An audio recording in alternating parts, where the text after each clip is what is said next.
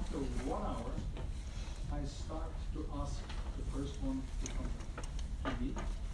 If you are not ready, we can. So I will ask the first one. You will normally have 3 questions. So we can start with 1 question. If you are not ready, you can go back and prepare it. So it's not an issue of time. Okay? So you will have time enough to prepare. So you just prepare. You just have to write everything down, but write kind of scheme of your response, and we will talk about it. And it will take you. An example will normally take you, let's say, the oral will be 10 to 12 minutes. Question or vote? As a whole. Oh. Who is the people with us? Yes. The one that we take notes.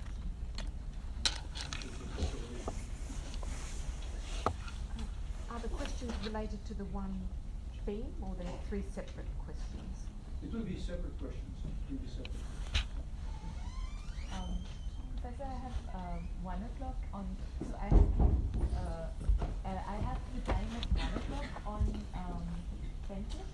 So I have to come at 12. Oh. Yeah. So 1 hour before. So the ones on the Monday, the 20th in the afternoon, are asked to come 1 hour earlier. So instead of 1 o'clock, you come at 12. If you are at 2, you come at 1. One more question, Professor. Some of the articles we haven't discussed in class yet, for example, Penna. So you're supposed to read them. Anyway, So, okay. Should we, all of the compulsory readings we have to give equal weight to knowing, or Sorry? all of the compulsory readings we need to give equal weight to our to knowing, to being confident in? Well, of course you can. If you have attended the course, you will see there is a kind of line through it and a kind of emphasis on some things. So I will not ask you, and anyway you have the text, so I will not ask you somewhere a small detail in one text or something. More a general concept. Yeah, yeah. I have a question about the compulsory reading list. There is one article in the end of the list that is not listed on Toledo. I'm not sure if it's not. I checked very carefully. Yeah, with V. Well, yes, the I couldn't find it either. Yeah, it starts with V. Yeah. Yeah. Yeah, it's not in the list. 2 compulsory readings for him, but There- most of them are the one that Yeah, Yeah, exactly. yeah, it's not listed. Yeah. So maybe that one. This one making Okay, school or No, it's not. It's not listed in the compulsory reading list. we are also Just missing. finding from No, but this one has. This one, yeah, just. Yeah, that one. Thank you. I see the course has also updated course page, and some of the articles in the course page are not mentioned in the compulsory Yeah, reading. if you take the list of the compulsory, the list of the compulsory reading, that is what I consider that you have read.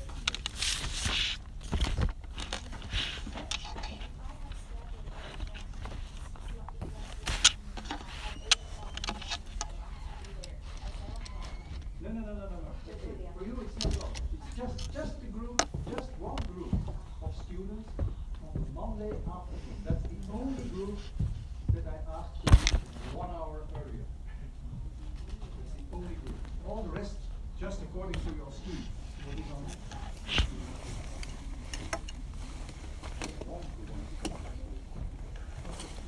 Okay?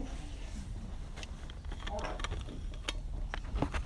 So, I am not going to go long into this, this is just recalling what, in a sense, we have been discussing, what is the typical scholastic as a kind of response to this fact of mentality, that this response is not just the development of forces or of creative potential that is in the student or in the pupil, but that it also has to do with educative forces as selection of the world forced through the teacher, as Buber would say. That it is a way of bringing people and things in each other's company in a certain way. that it is a way of taking care in relation to new generations, that it is related to certain, that is taking care, is shaped through architectures, technologies, practices and figures that make this particular time, this school time, this present happen.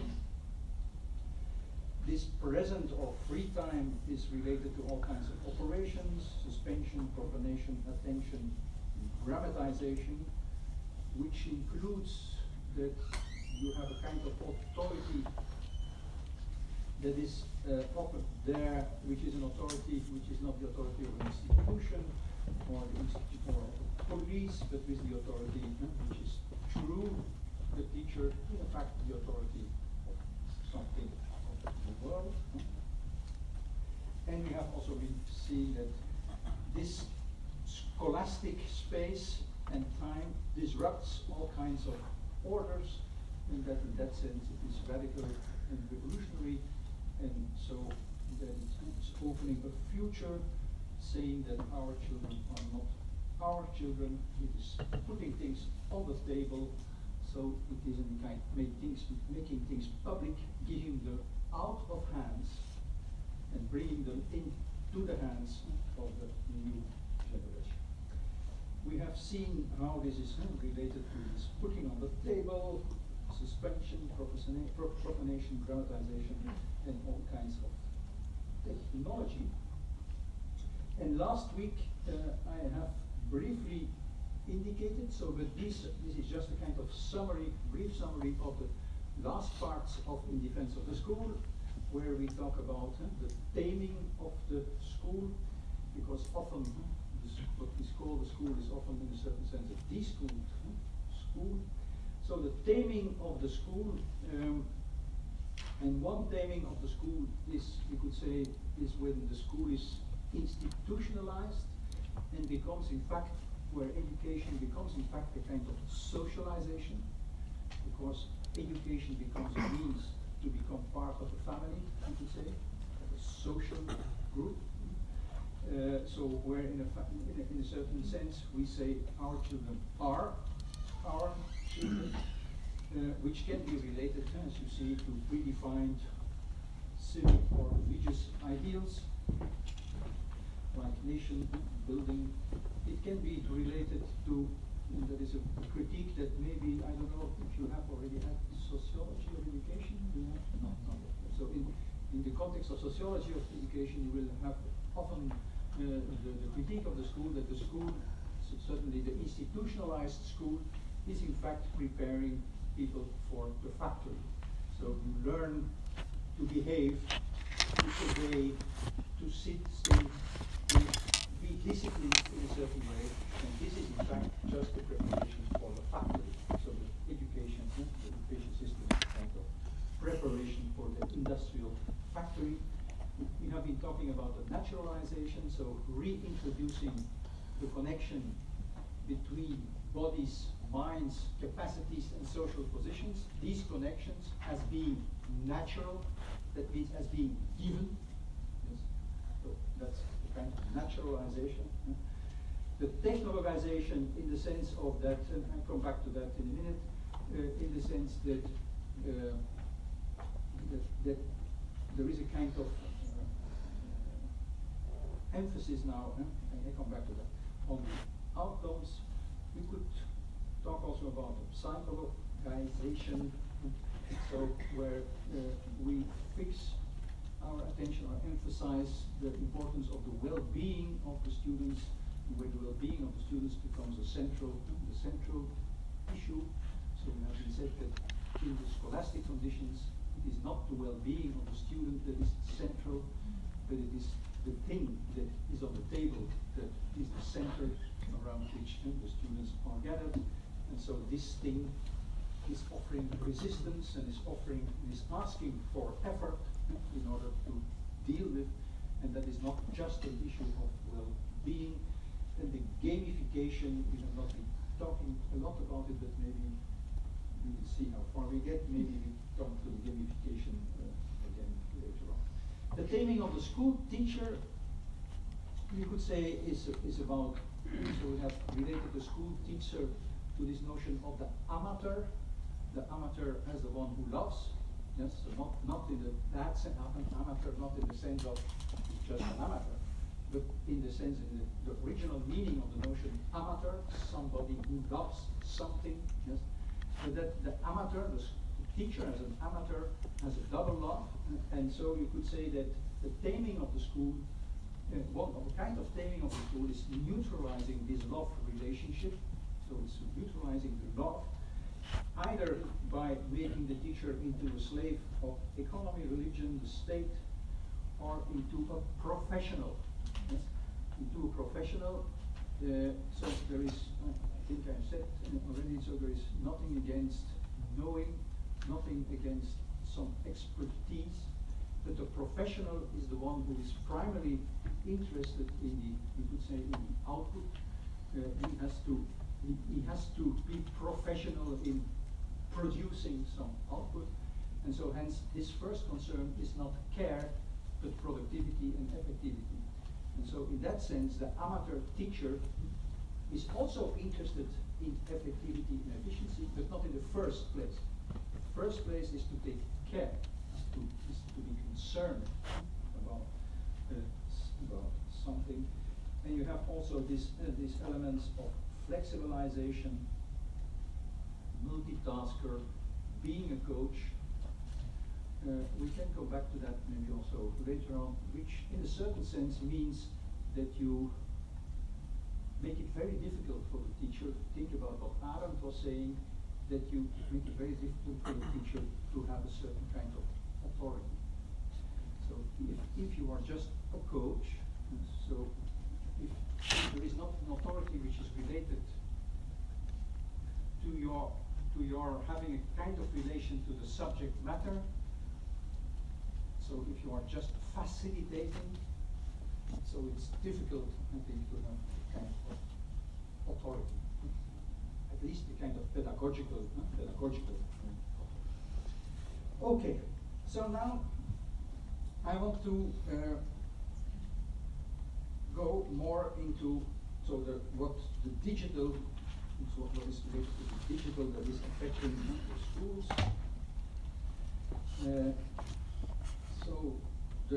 What is the digital about? The digital has to do at least with three things. So at least a few things. It is the appearance of the screen, the omnipresence of the screen. It is related to the internet and the web, both together, to the invention of the internet and the appearance of the internet and the web, and it is to be related to governing by algorithms.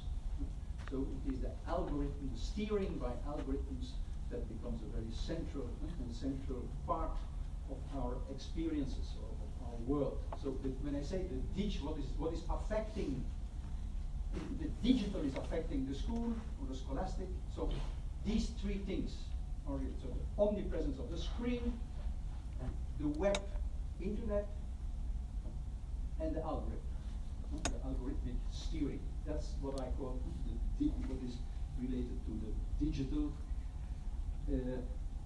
So web, internet, but I will come back to that. The web, internet means also social media and things like that. I come back.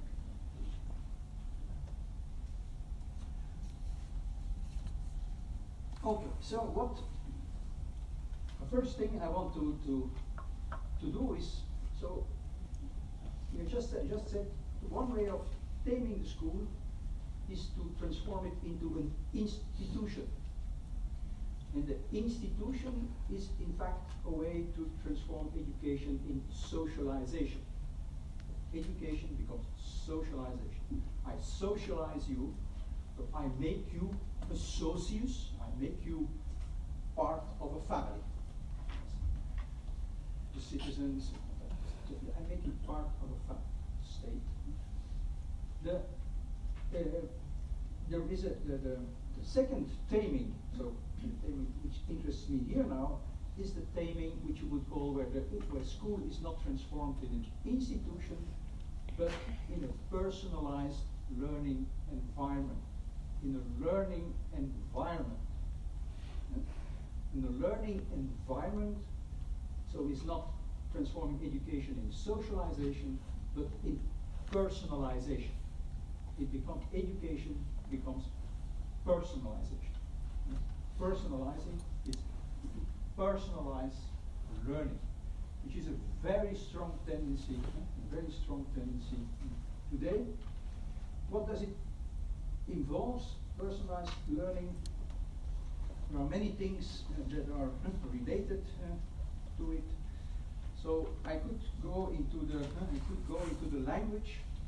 So it would be interesting, I think, to just make an exercise to take some of the vocabulary that I have tried to introduce as being part of the scholastic, and then the vocabulary of the personalized learning environment.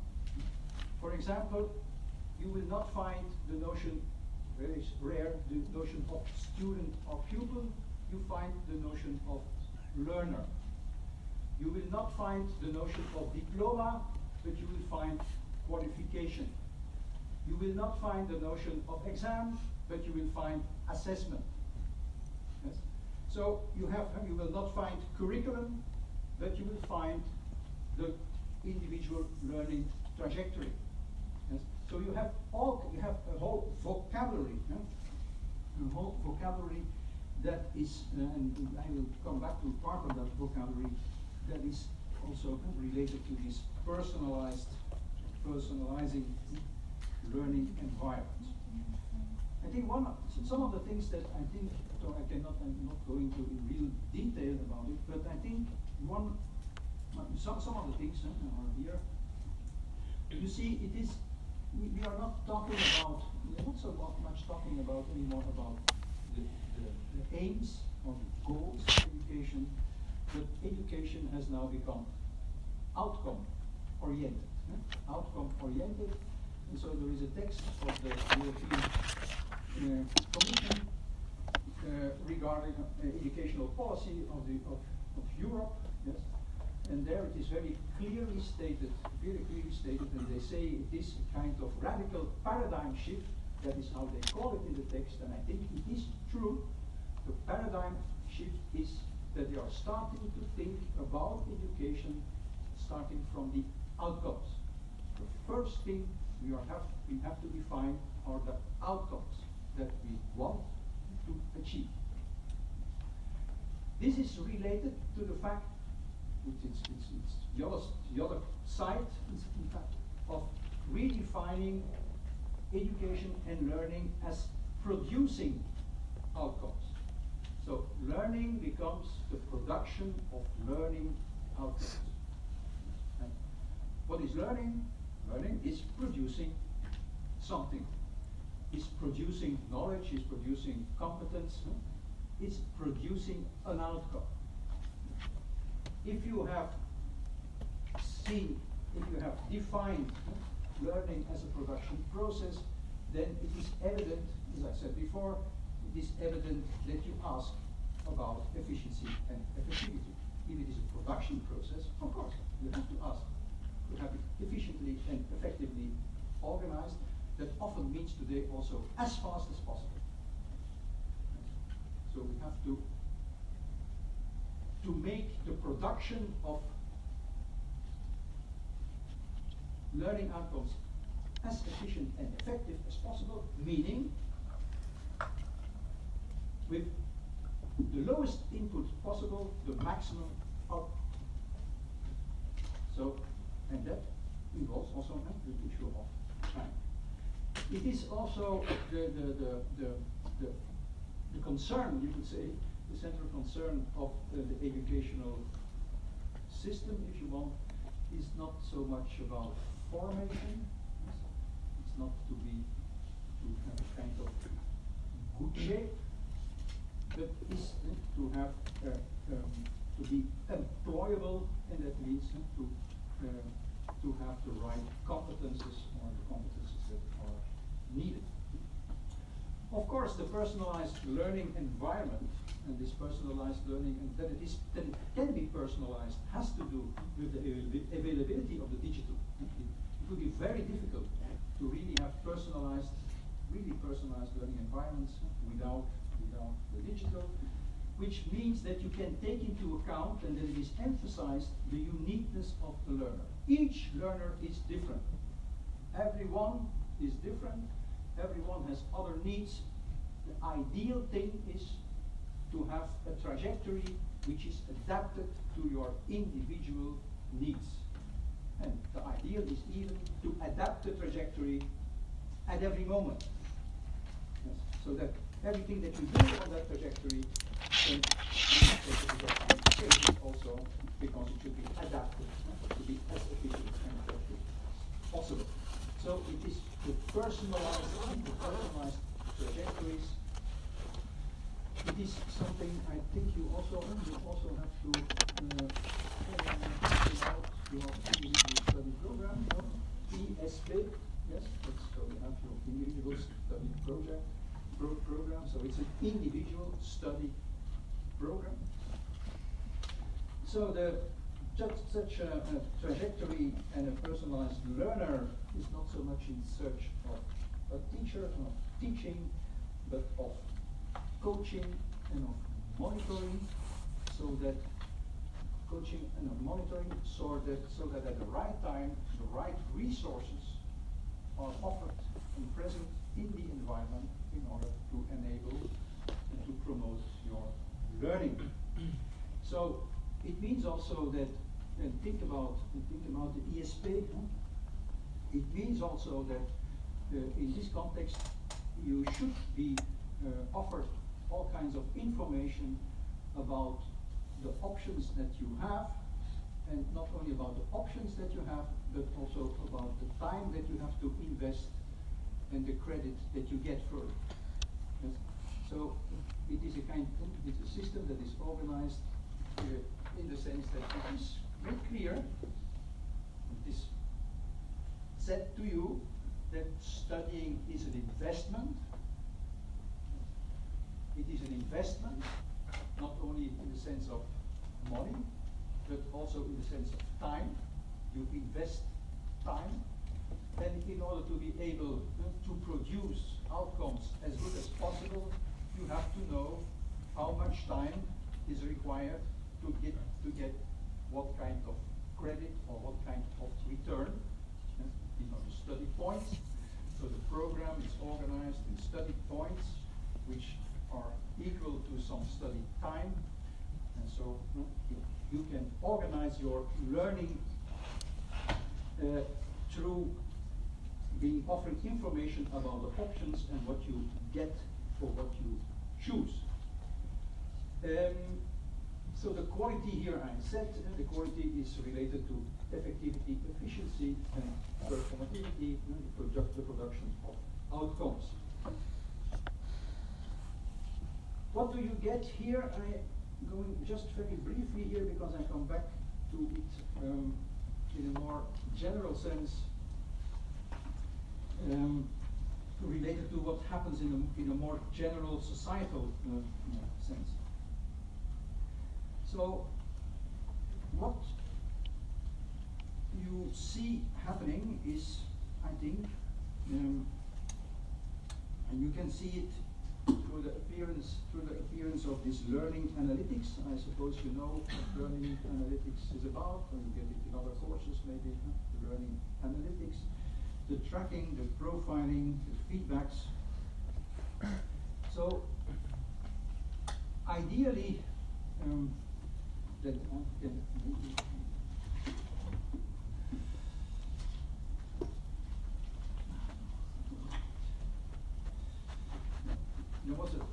was a nice, I had an image of the classroom of the future. Yes, the classroom of the future will be a classroom which will be full of sensors and full of recordings. So full of recordings, it will track your eye movements. Your eye movements will constantly track to analyze whether you focus on the right things.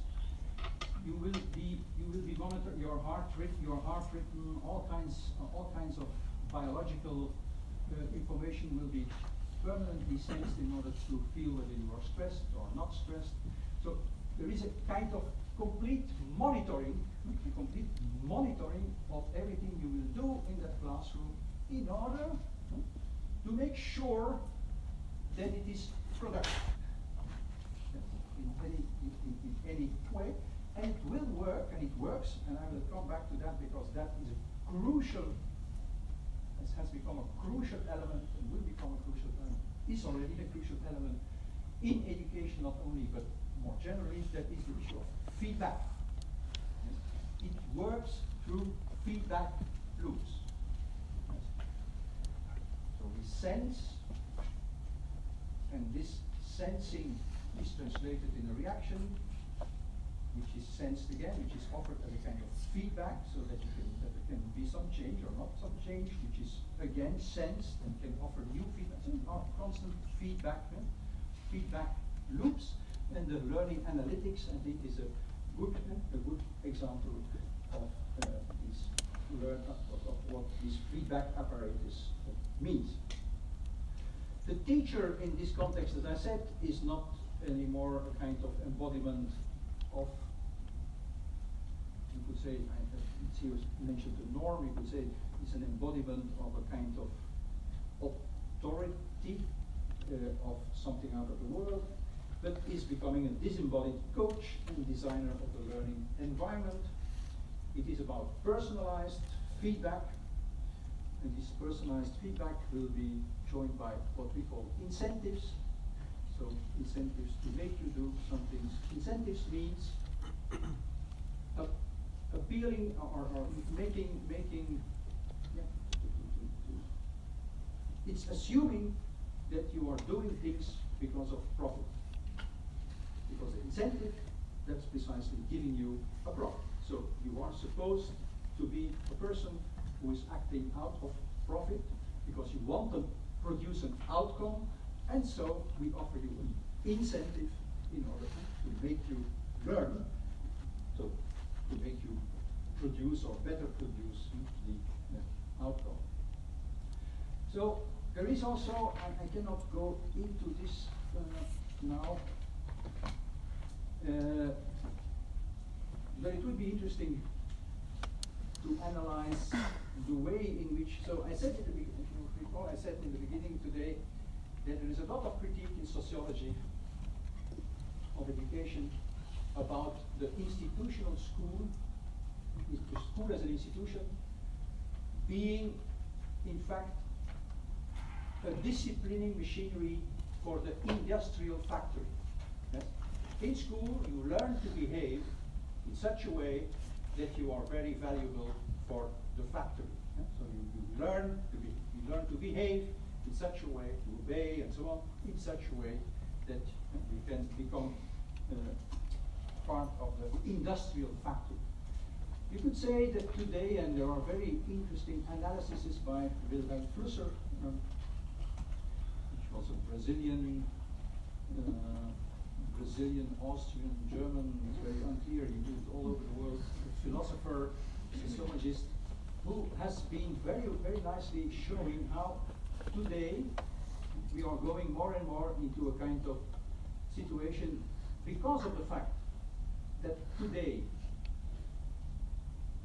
the factory of today is more and more a factory which is not working on the basis of labor force or hand force, but precisely, as we say, the knowledge economy, which is working on knowledge. That's working on knowledge. So it is in fact creating added value through mobilizing the learning capacities of people. So in that sense, the factory of today is a factory that exploits the learning capacity, the cognitive capacities of people. But it makes also that more and more, he says, school and factory become more or less the same. So, and maybe you probably know, it's no accident that Google, yes, and Apple call their factories campuses. You have the campus of Google, and you have the campus of Apple. That is their location. Yes, that is how they call also themselves. So the learning factories, so the exploitation and appropriation of the learning force, which some people have been analyzing, and so they call the cognitive or the semiotic capitalism. So where the production of added value is based on exploiting the learning force or the cognitive. So I cannot go into that. It's an interesting issue in itself. So I cannot go into that because I want to say something more and go and be able to go to the after school movie and go a little bit more into this issue of the digital. Let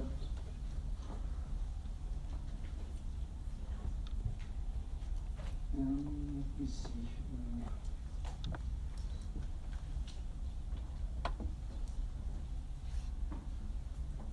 Yeah, on the first, let me just first very general, some general comments. So as I said, the digital has to do with the screen, with the internet and the web, and the algorithms.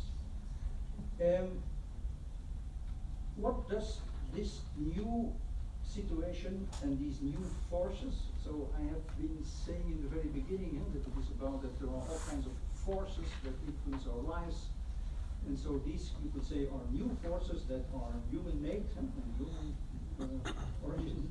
These forces, what have they realized, or what are some of the elements that are related to the kind of world that is created by the digital? Well, I think one of the things, and in a certain sense, I think what is created has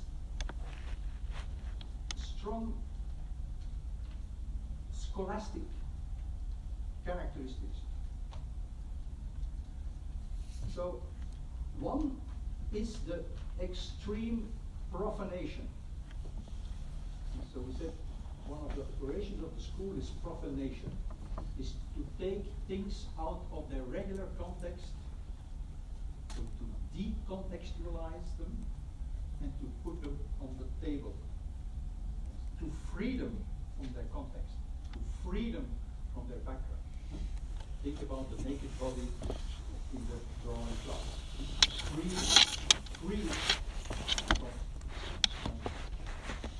the context in which it is usually embedded, to be free to put it on the table. Well, you could say that the internet or the web has offered us an extremely profanated world. Yes. You can find everything without context. You find the millions or meanwhile billions of YouTube videos or whatever, text or whatever, everything. But as fragments, as without context.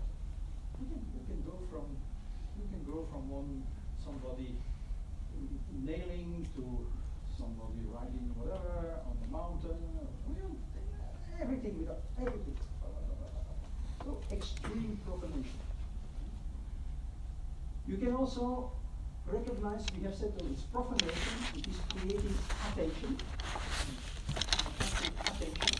focusing attention to something.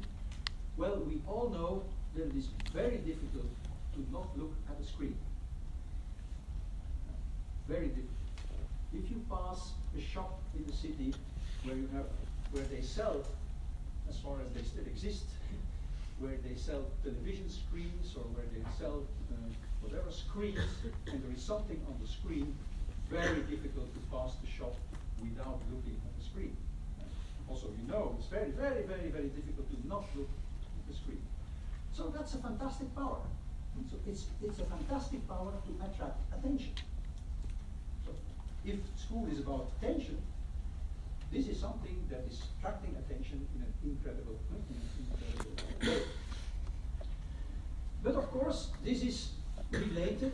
This is so the extreme propagation. I come back to that. This is today also in a context in which attention has become one of the most productive factors. So to attract attention, so it means also that there is constantly a competition to attract your attention, but that is attention that is attracted in order to sell you something. Yes? To sell you something that can be, of course, objects or goods, but it can be also opinions or whatever you want to sell. We want to sell to you, or convictions. So it is a kind of competition for attention. And so what the digital allowed also is an enormous, so I just said it, it's an enormous personalization. It is great. So you have the PC, personal computer, you have the personal search, you have your personal profile, and so on. So it's a strong, so the digital in this sense allows for strong personalization. And it is also something that allows for a permanent visibility. I will come back to that, and so I want to go to, in fact, to after school, but I will make a little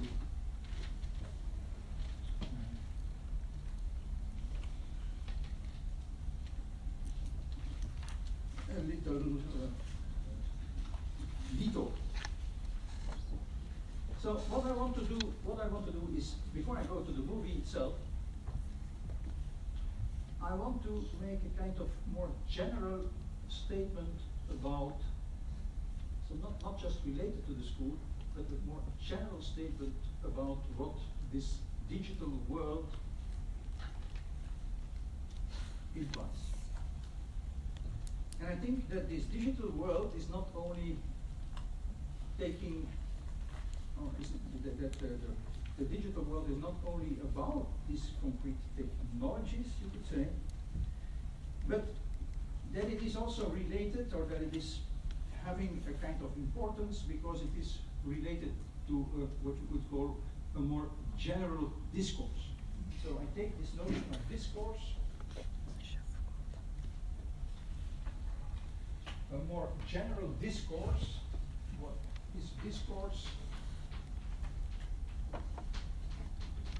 Discourse refers to a kind of vocabulary, to ways of arguing, or you can argue, that offer us schemes to interpret what we do. Yes, to think about what we do, to interpret what we do, to think about ourselves. So they are offering us schemes to think about ourselves and our relations to what we do, and about our relationships.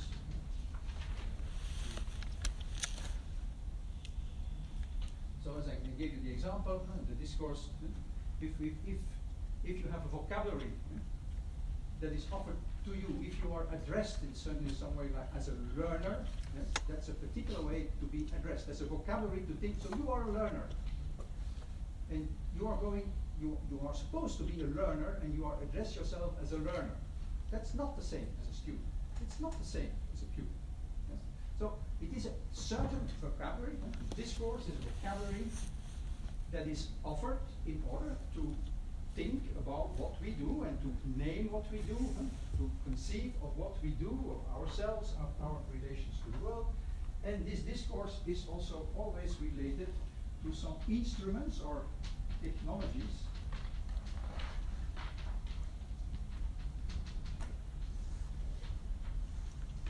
that in a certain sense accompany the discourse. The example is the ESP. That's a technology, that's a very concrete thing, that is a very concrete instrument that is offered to you. So this discourse and technologies they address you in a certain way. You can say they are a regime, certain regime of governing or steering. So a regime not in the sense of a state, but a regime of governing. So for those who are interested, so this is in fact inspired by the thoughts of Michel Foucault. Because you would be interested in this. Thinking about the societal regime that is steering us in a certain sense. Steering us in the sense, for example, that you ask, that you can ask, so what you get for what? So how much time do you have to invest to have this credit? That you start to think about studying in this way is not natural. 20 years ago, nobody in this university was talking about credits. Nobody. So studying was not about credits. So, but you think, and I think, we think about credits. Getting credits. Very economic way to think about what studying is about. So it is a regime of governing in the sense that it steers us to think in a certain way about what we do, about what we have to do, about what is important, what is not important, and so on. Yes? And it is based on a discourse and a technology. So the instrument also asks you, because you have to fill out how many study points in your ESP. And you have to count if you have 60 at the end. That's a very particular way to think about what education is about. So this is the regime of government. So you could say there is a kind of regime that today also involves some imperatives in a more general way, an imperative that tells us that who we are and how we live our lives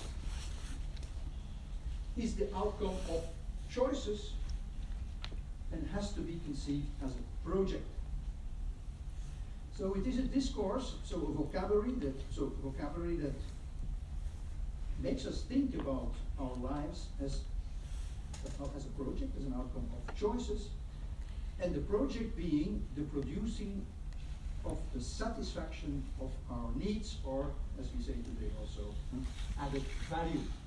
So it is a discourse that asks us to think about ourselves as a kind of capital.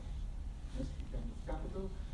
And as I said to you, if you look at the policy paper of our Minister of Education, our Flemish Minister, the recent policy paper, which is October 2019, so 1 month ago, 1 or 2 months ago, this policy paper is starting by saying, yes, I am a happy capitalist. Education is about managing the capital. Our children are our capital, and the teachers are the ones that have to take care of that capital. Yes? So it is addressing us in a way that we have to conceive of ourselves as capital. A kind of capital. And that we have to take care of, and therefore it is important to make choices, to make the right choices. The imperative to think about our lives in terms of choices that we make to produce added value is related to the imperative to be yourself. You have to be yourself. You have to choose your form of life. You have to be authentic. You have to be yourself. And it is very clear, there is also recent research about this, about the way in which youngsters interpret what they do, interpret their lives, so they say there are two things that are very present in the way they think about their lives is that something is good when you choose it. So it's not about choosing the good, but it is good if you choose it. It is the choice that makes it is a choice that is a fact that it is not, so to say, it's imposed on you, but that you choose it, that makes it good. The choice is good. Yes. And the second is precisely also you have to be yourself. You have to be authentic. Now, this discourse, I cannot go into detail about this discourse to conceive of your life as a kind of project that is based on a choice and that is about producing the satisfaction of needs, the satisfaction of needs in the sense of producing or giving added value. But these imperatives, so to say, are getting a different kind or a special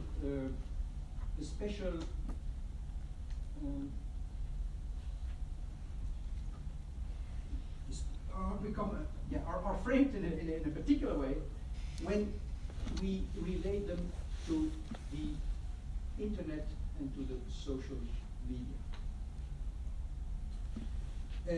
And so, if I go back here, so the internet, the web, you could say also, has a space which is without limits, which is available day and night, everywhere, at every time, is a place which is apparently centered around you. That is what Time said. You are the person of the year. Yes. You, yes, you control the information page. So it's not about welcome to our world, but it's welcome to your world. Yes. You are the control. So it turns around you, and on the other hand, it also offers you a tremendous amount of choices. Yes.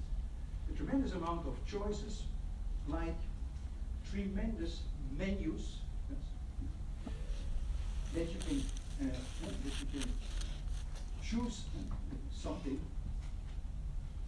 and it is, and I refer to a very young sociologist who has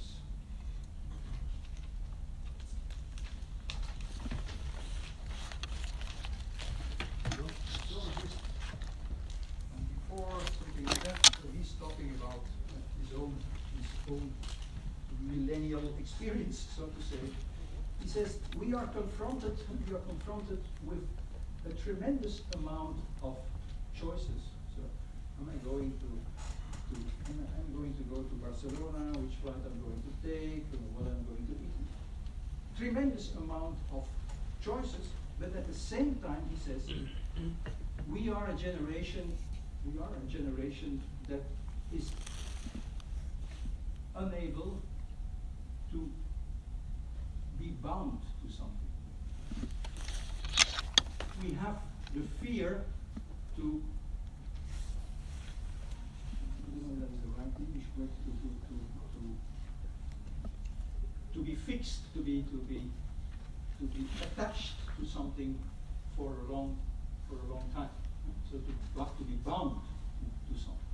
So he calls himself his generation, maybe your generation, I don't know. He calls it the pilgrims without God. So the pilgrims without God, meaning we are constantly looking for what we should choose, but never wanting to having one God. So never want to bind ourselves to something. So we have, in a certain sense, there is no authority. There is no authority, at least no authority longer than a moment. The next moment it's already something, can be already something different.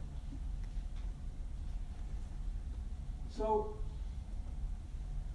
we have the mass of options, and then the difficulty to bind and to be bound to something, no authority. And he says there is this feeling, and I don't know if I said it, but already, maybe yes. So I think I said it, that if I want to make an appointment with my daughter to go to the movies on next Saturday evening at 8 o'clock, I am not sure, even if I made this appointment today, and we agreed today, and we noted it, yes, we are going to meet Saturday at 8 o'clock to go to the movies. I am not sure at all that we will actually meet until she will be there. Because I can have a message at any moment that there is another option that has become more attractive. Something came in between. And of course you can communicate that change all the time. So there is and so it is related, says Bamhers and also other Baumann, it is related to the fact that you want to keep the options open. Never have a fixed option, because there are so many options. So we are never sure about the good option. So it could be that maybe there is a better option. So don't have to really fix an option. So keep the options open. Keep the options open. Keep the options open. You have to check. Now, in these conditions, so the conditions of the web of the internet, and the personal device, the personal devices. So how with this challenge of you have to be authentic, yes? You have to choose your own life, which is a kind of imperative, you could say. How to be yourself under digital conditions. Well, under digital conditions, that means under these conditions where you are constantly confronted with what we have said, this profanated world, these constant fragments, yes, this tremendous abundance of signs and images and propositions and so on. The tremendous abundance of that. So you have to negotiate meaning out of a chaotic, highly dynamic overabundance of signs that constantly also are destabilized again. So you can make choices. You start to doubt whether it is a good choice. You are confronted with other possibilities of choices. Tremendous abundance of it. And so you have, in a certain sense, not a possibility, to rely on, for example, books or libraries or musea, which are still, these were the instruments of the past. Yes? That was the instrument not of the digital world. So the museum, the book, the library offers you a sort of logical ordering of things. It offers you a kind of way that you can read the meaning, that you can make sense of what is offered, because there is also a kind of logical, certain kind of logical context, understandable logical context. But the search engine is not the same. the search engine is not, the search engine just delivers fragments where the cohesion between the fragments is not based on a logical operation, but is determined by algorithms which are not offering a kind of narrative coherence, but are just translating or reflecting a network topology. They are not offering a coherent narrative, or they are not based on a coherent narrative. They are just a kind of reflection of dynamic network topologies. So you have plenty of fragments, an overabundance of fragments that appear without context, decontextualized, and which are hence also in excess of meaning. Yes? Because precisely because they are free of that context, yes, they are very ambiguous in their meaning. Yes? They are very, very open in a certain sense, yes, in their meaning. So it is now not, let's say, the book or the museum that is offering a kind of reading of the world, or at least helps you from reading of the world, but it is you, you, that has to construct the meaning. That has to construct the coherence, so to say, of the meaning. So the individual has to choose, or what we would say, select. You have to select. You have to say, I am going, so I am on the web. I tick this and I don't tick that. I go to that side and not to that side. Yes. You have to make this constant selection, which is a selection about what we find important and which generates, it is this selection that the individual makes, it is this selection that creates a coherence, kind of image of the world, and that locates us in that world. That is what we do. So it creates a kind of, it creates a coherence, it creates a kind of synthesis out of the fragments, but it is essential to see that it is always temporary, because it can change constantly, because we are constantly confronted with new options, new possible choices.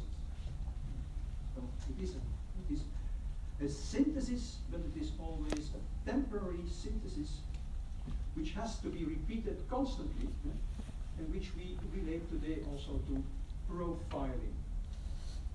We have to manage our profiling, our profiles. So we are profiling, and profiling is a kind of reflection of the selection, reflection of the choices that we make, things we find important. Now this synthesis, just to let me explain a little bit more.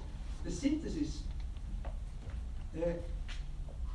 is something that happens always, you could say, in a performative way. So it is something that is performed. The synthesis is performed, has to be repeated again, has to be updated again and again.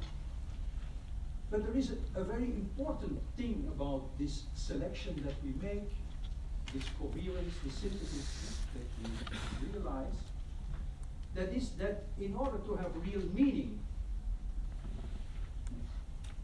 we have to be, it has to be validated. And this validation today is a validation by others. It are the others that validate my choices. So only when others perceive right or beautiful or wrong what I perceive as right, beautiful, or wrong, is my choice valid? Gets meaning. So the validation is happening through what you could call connecting feedback. Yes. That is where Damhuis is saying that the social media come in. The social media are precisely the place where you have all the friends that are either confirming or not confirming your choices, validating, giving you feedback for the choice. So if we have no other authority, if we have no authority anymore, if there have in the world plenty of options, so when is my option valid? My option is valid when it is recognized by others. So I need the feedback. I need the feedback by others. But we should be seeing that this also means that we need a stage. We need a stage. And it means also that our synthesis is a performance. We perform on stage, which does not mean that we have to do this, but performing in the sense of, for example, I have taken a picture of this. This is what I put on the side. This is a performance. Yes. I perform and I look for recognition. I look for recognition of my performance by others. I need the feedback of others, which is a feedback, connective feedback for this performance, and so which is creating a sense of reality and of meaningful reality. Without this continual feedback, the performance would be futile and meaningless. So we need podia, and we need to be visible, if possible, all the time. And it's very interesting, very, very, very interesting. So I looked at this movie. It is a documentary by Chinese filmmaker, Tiensestraat. I don't know how exactly you say it. This is the name that I found. This is the name of not in the characters, but in the alphabetic writing. It's a movie from 2019, and it's called Present Perfect. And it is referring to a phenomenon that is apparently in China enormously present, which is the live streaming. Live streaming. So people live stream what they do. Everything. And it's not about 1,000 people, it's about millions of people that are live streaming their lives. So, which are constantly made visible what they do. It is, I think, an illustration of this need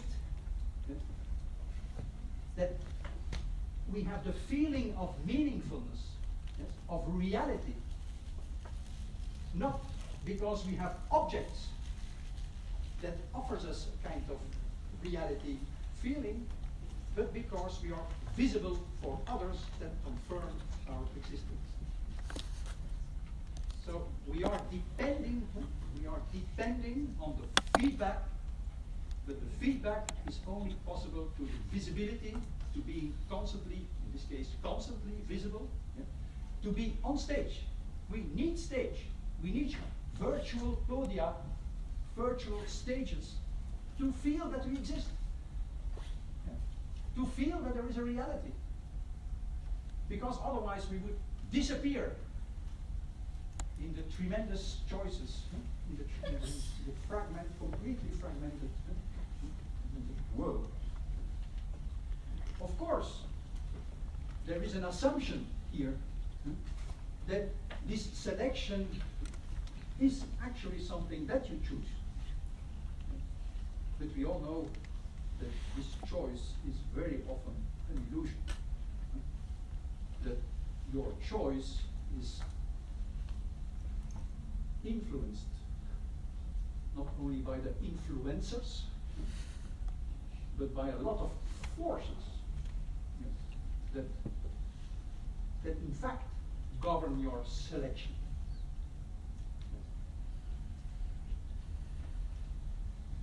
So I think it's important here to see that so this element of the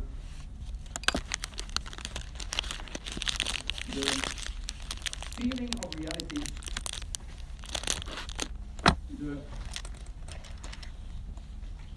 the being a self, which refers to conscious, to interest, to desires, to the inner world, being of self, but not referring to some essence, you could say, but always to a temporary position,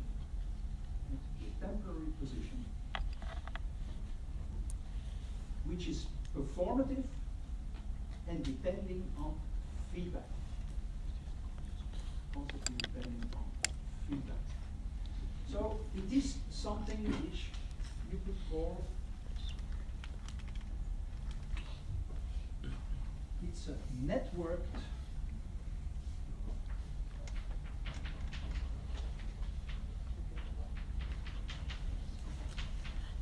individuation.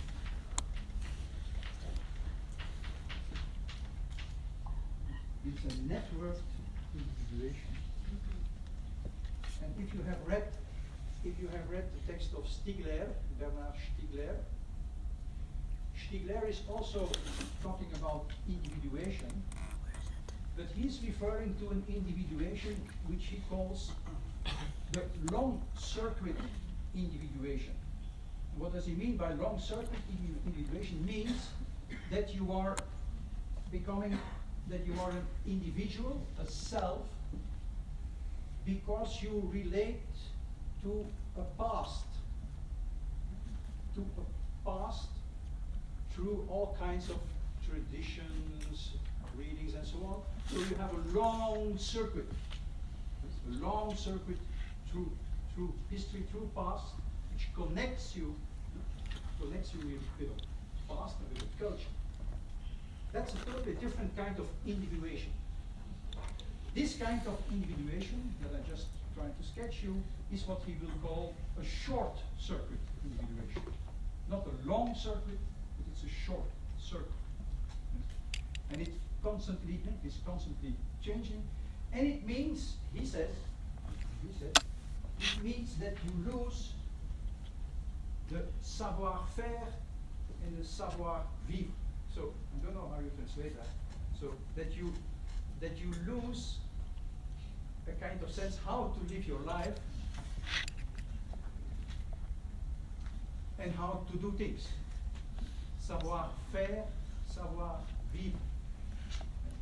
Because there are no long circuits anymore that offer you the basis to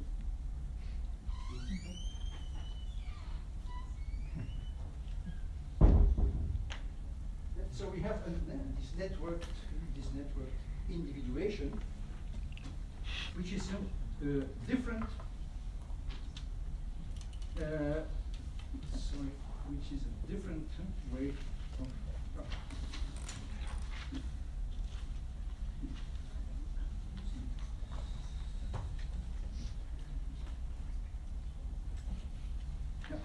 So this, which is working through this feedback loops, and not through connection with knowledge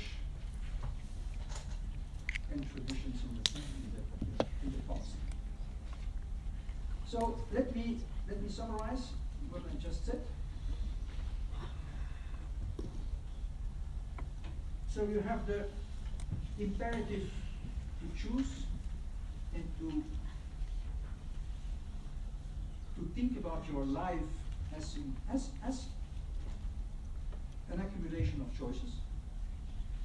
So what living is means to make choices, and in these choices you should choose them in order to produce added value.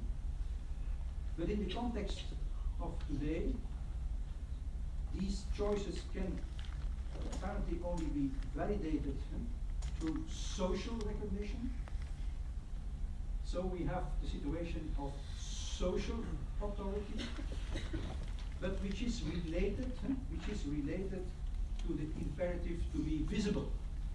Yes. And that is one of the reasons that Damhuis, but also others, are saying that we are addicted to being connected. If our feeling of reality and existence is depending on the feedback of others, we must have access to the feedback all the time. We get lost if you have no connection. But I don't think in essence that is something new. I mean, it's not like in the past people didn't search for recognition. There were also politicians, heroes, people who wanted to have songs or poems of their own. So I don't see like. No, so it's not saying that before there would not be a kind of requirement of recognition. What they're saying is that the recognition seems to come only through the social, that it is social recognition. So that the recognition is not coming from, or that you cannot find a kind of, and of course it's not saying that there are not people anymore that do that still, but that you find the meaning of that the meaning of what you do, that you can find it in what you do. But that today, the meaning of what you do seems to be more and more depending on the fact that it is visible and recognized by others. So here at the KU Leuven, it's not only KU Leuven, at all universities in the world, the people that work at the universities constantly get messages from the university itself, but also from all kinds of publishers and companies and whatever. And the imperative is be visible. Manage your visibility. Make sure you are visible. You can follow courses to become visible on the internet. You have to be visible. So it's not saying that there are not still people that don't care about it, but there is a kind of context and situation in which it seems as if to get a kind of feeling of meaningfulness and of reality, that we are depending on the feedback which implies precisely this visibility. So that you have recognition, in that sense, a recognition. So I think it's a different thing. It's a different thing when the authority is not just depending, is not just a social authority. When there is still something that can be more important than the social authority. Because I still don't see the difference. When you say social recognition, I mean my peers. And I don't see the difference between, I don't know, a handsome guy who on Instagram gives tips about exercise and gym and so on, and a politician in the 19th century who filled public squares with people who wanted to see, to listen what he had to say, or a king in the Middle Ages who... I'm not saying that this kind of thing did not existed before. Just say that the scale on which it is happening is transforming our country. It's not saying that in the 19th century some people don't want to be recognized, but I think it's a very general phenomenon today. So it's not the issue of it's not the essence, but the means that we have. Yeah. So it's not the essence. No, it's not the essence. It's like. Yeah, it's like this idea of the live. I think the live streaming is a good example of this. To have the feeling of a kind of reality and of meaningfulness we are online 24 hours a day. We want to be seen 24 hours a day. Yeah.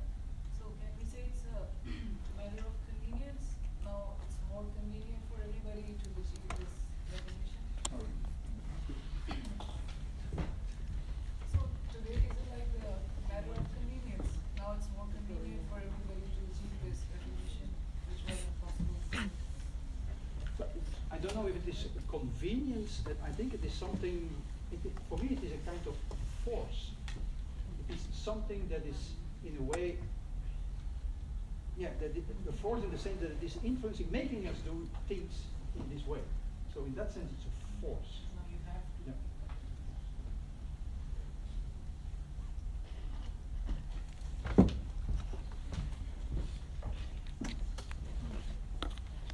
And it is.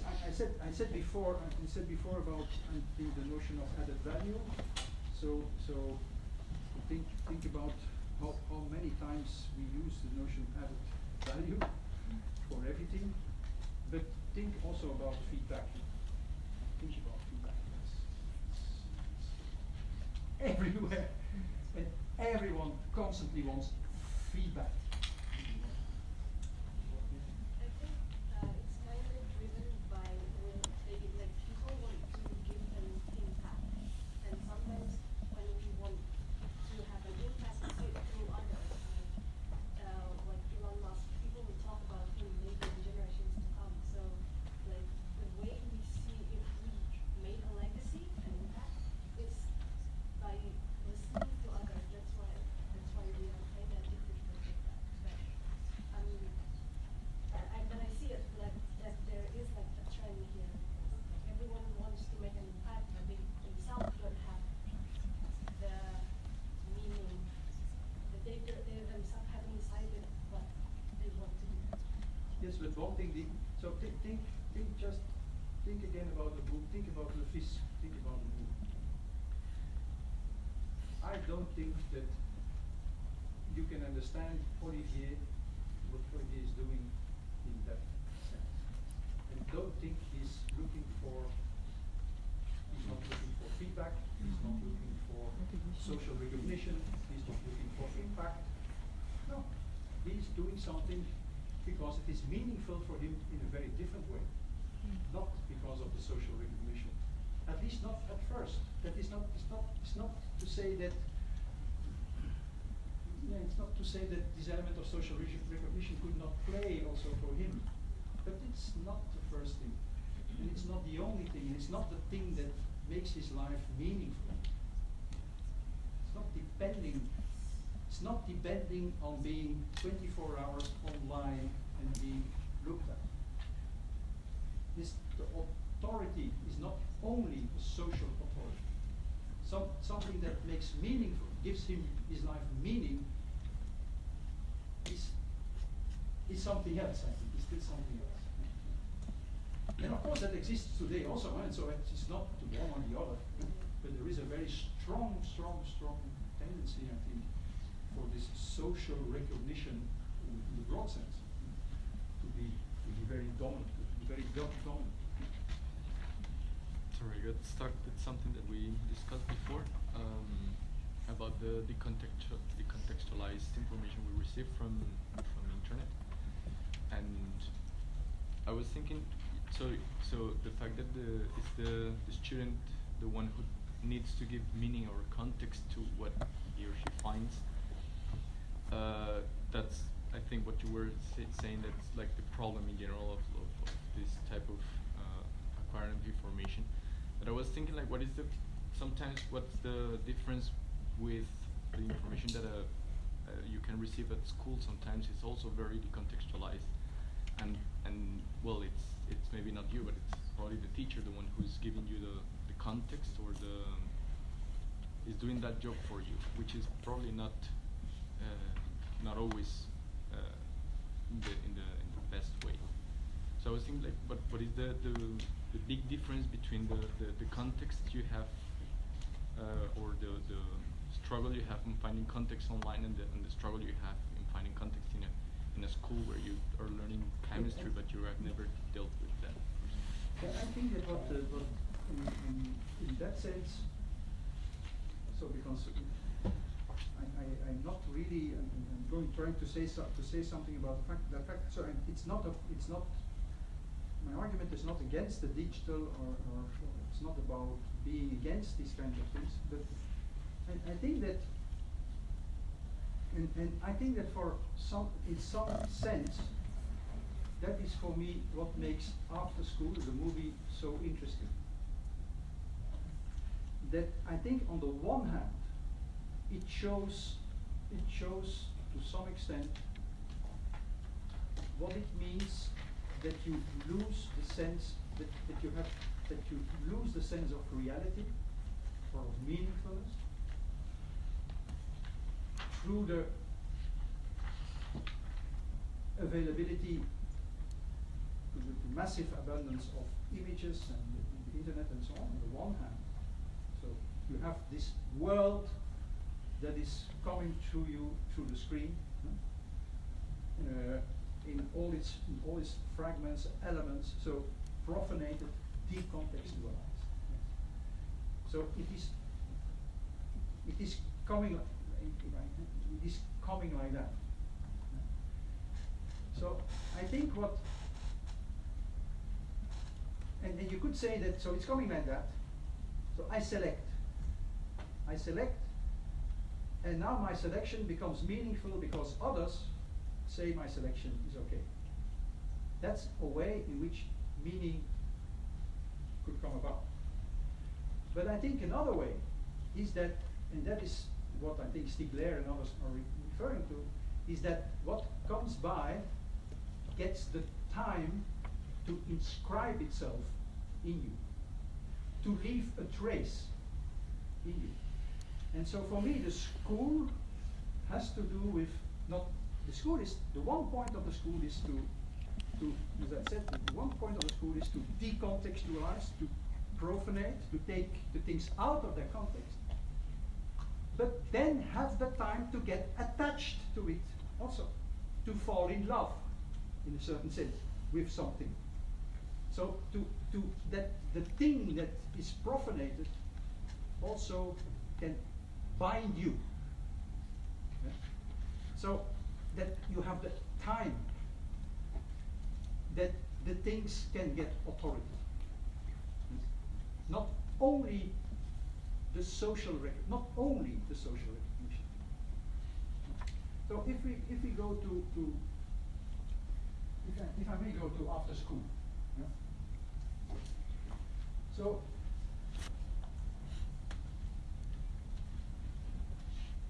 I think that the movie show is at once showing what this, let's say, digital world, and so with all the things that I said, the digital world is making it difficult to have a feeling of reality, which is very strange. You could say we have never had so much reality as today. Whatever you want to know, going from sex to work to whatever, everything, all the reality is there. A lot of reality is there. But it seems that you have to hurt yourself to feel real. Recall what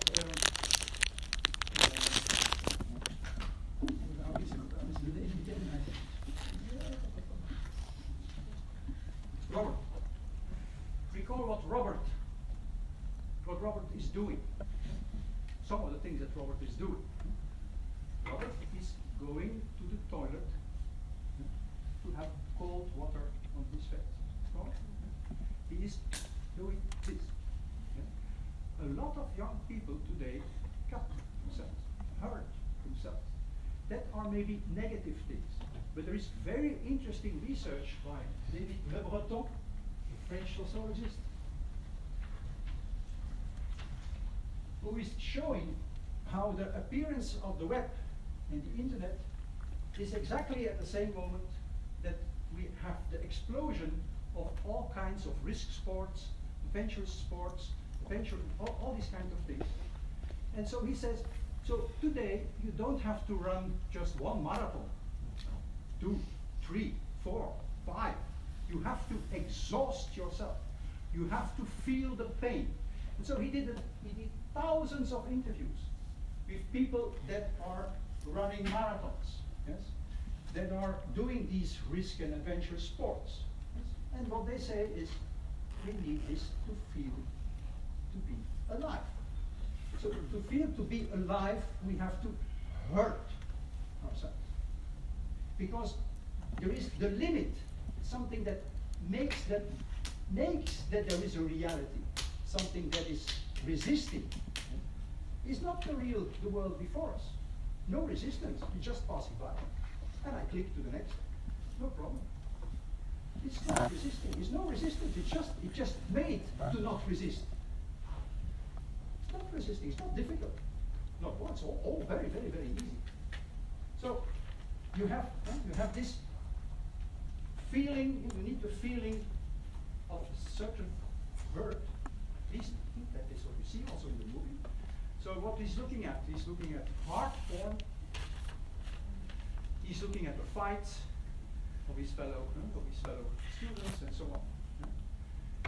And then there is, I think, also very, very important in the movie is this sound. I could say it's almost the only sound apart from the memorial video that you see. It's the only sound is. So we have no breath. What we lack is the inspiration, something that makes us live. That's so the spirit or inspiration, yes? The breath, something that makes us live. Yeah? You see it with the girls, and this scene is repeated and repeated and repeated throughout the movie. You see the same happening with Robert when he is in the room with his with the director of the school, with the headmaster of the school, and when he is confronted with what the therapist to whom he said in confidence some things, and then he notices that in fact the therapist has said it to the director, and so he's sitting also there. So there is. I think this is a very important element, at least in my reading of the movie, is to have no breath, yes? To have no sense of meaning or reality, in that sense. But I think that on the other hand, and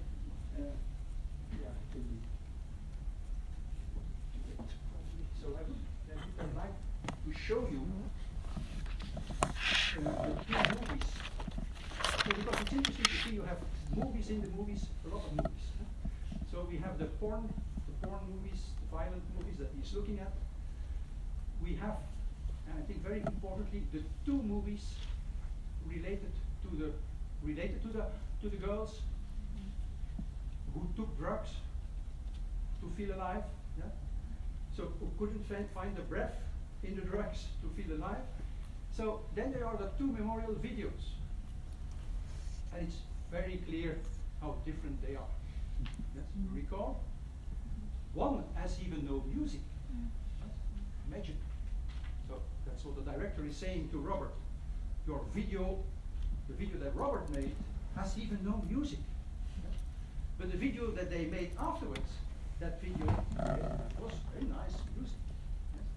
I think it's really, really, really, really important to see these different kinds of movies, and the fact that if we would not talk about it, I think most of us, me included, we like most the music video. Yes.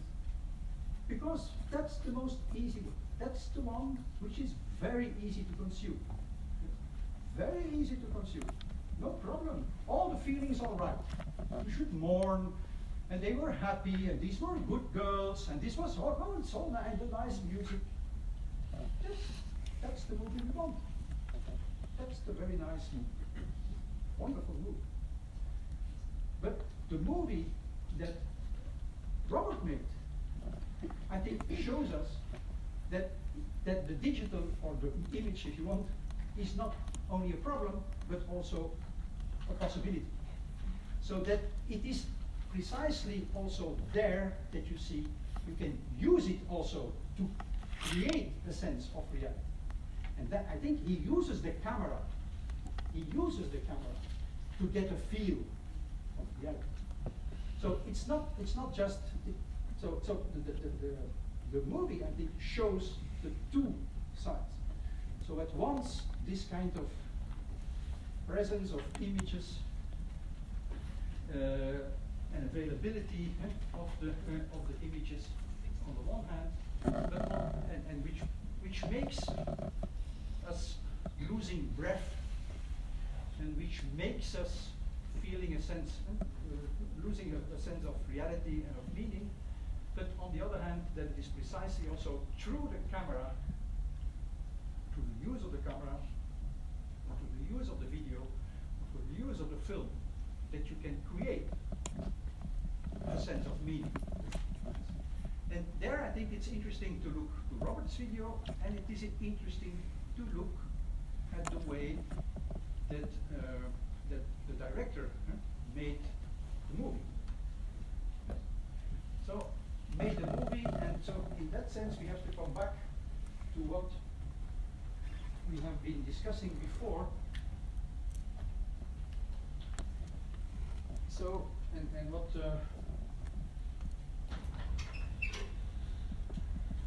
Stiegler is also recalling. So, and if I may take up this idea of the forces again. So, one of the important forces that is influencing our lives is speech. Speech is a strong force. Words, a strong force. And the invention of the school, related to the invention of the alphabet, has made it possible to deal with that force in a certain way, because it has allowed to write the speech down, and to write it down in a discrete way. The alphabet allows you have a stream, the stream of the sound.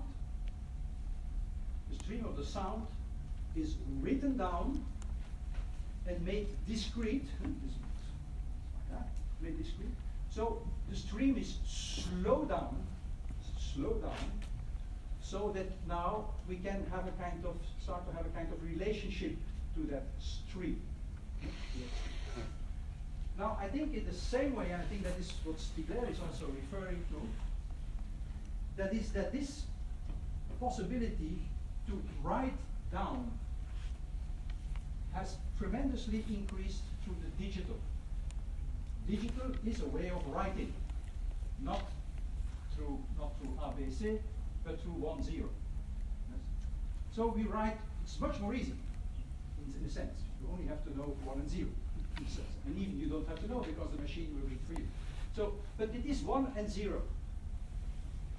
And now we can not only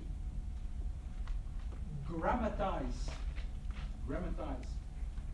what we say, but we can grammatize what we see. We can grammatize what we hear in an incredible way. So we can write what we see, so that we can see what we see again. You can write, and you have all your phones with the possibilities to make movies all the time. And that is in fact what we are doing, reproducing the world on video. Reproducing the world on video. So that in itself, again, is a fantastic scholastic instrument. So it is offering the possibility to look again, to see again, to listen again. So to write, and it is in a discrete way. So it allows you also, and it is in a way available that it allows you to contribute yourself. Think about the video that Robert is making. It was much more difficult if we have only the paintings of the 16th or the 15th or the 13th century. To make a painting, that's a difficult thing to do. not easy to contribute to the painting. That's also a kind of reproducing what we see, you could say. But today, that's becoming very easy. So it's discrete, very easy, available. So I think that what we have to do, what we have to do, is to reinvent school. What does it mean to reinvent school? Think about what we said about Isocrates and the invention of the school, which was related to the invention of the alphabet. What we do is we write down what we say in order to be able to, for Isocrates, to use the words in the councils, in the tribunal, to study the words, we write them down, and he invented all kinds of exercises. All kinds of exercises to be able to use them in a certain way, to relate to them in a certain way.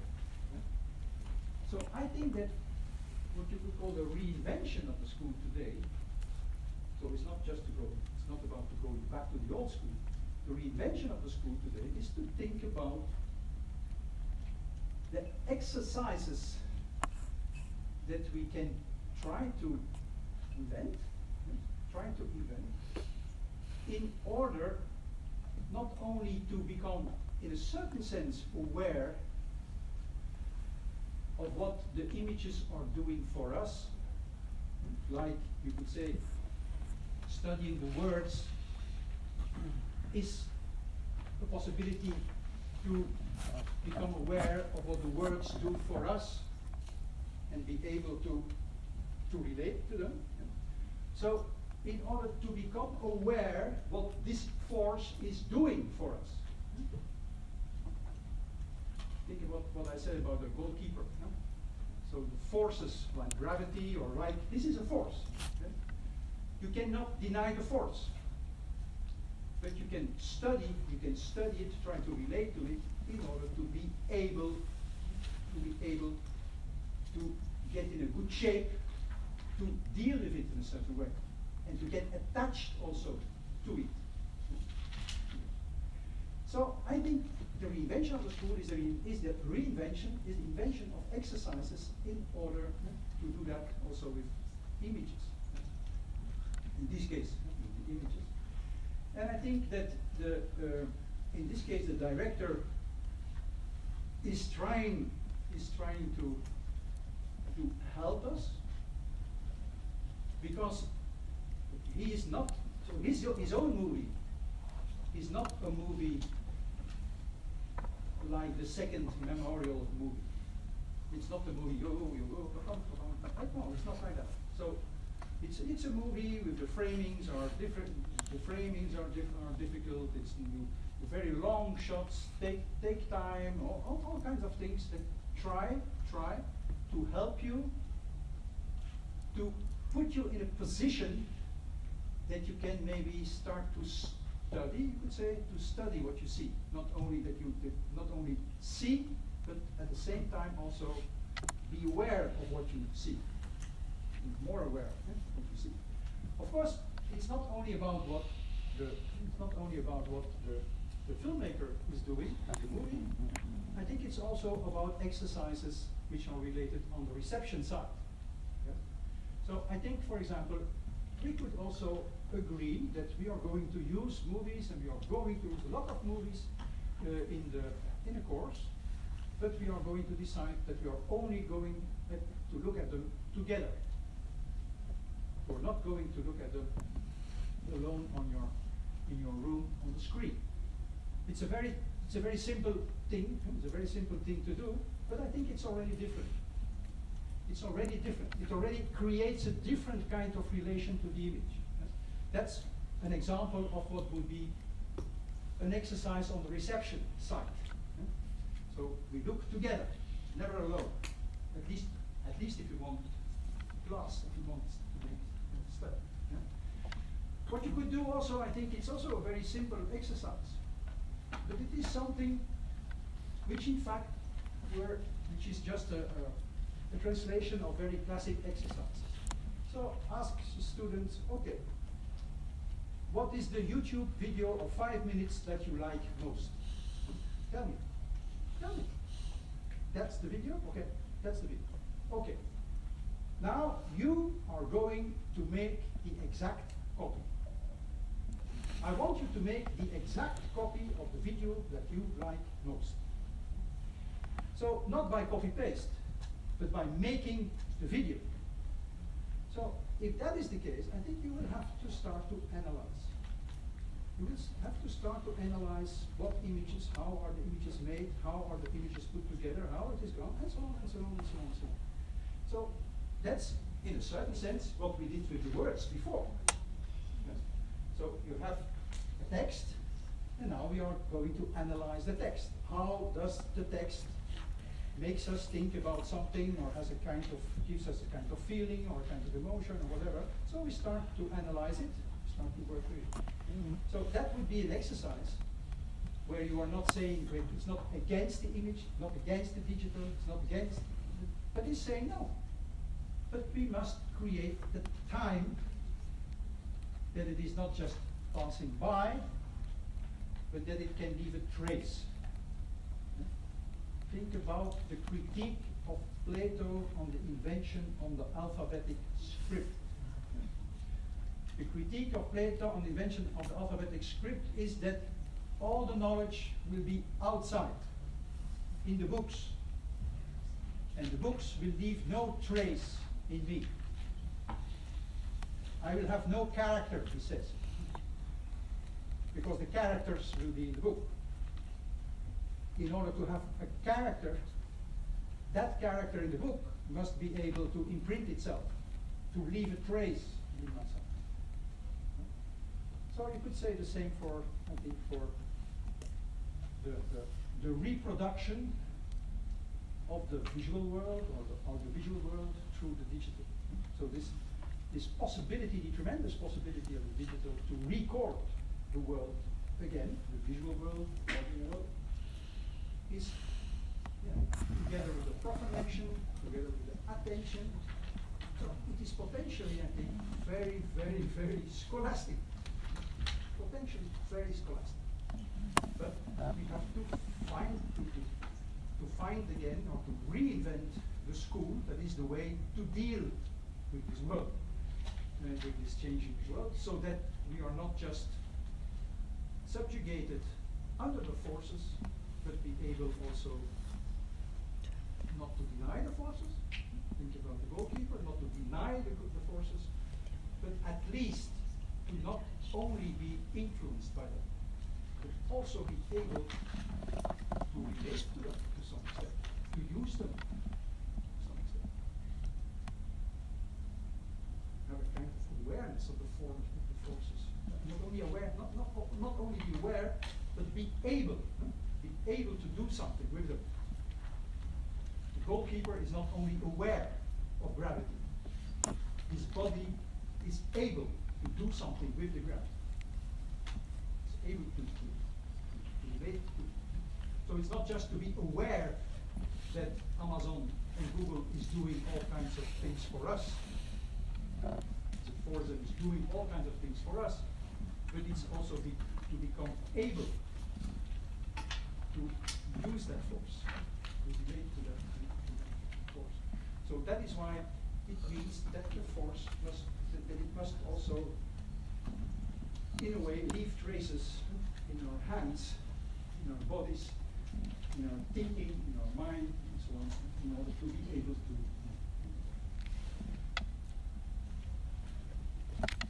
Okay. So we made from the beginning the forces to the school. Come back to the forces of today. So we are going to stop. Time to stop here. I wish you. I don't know if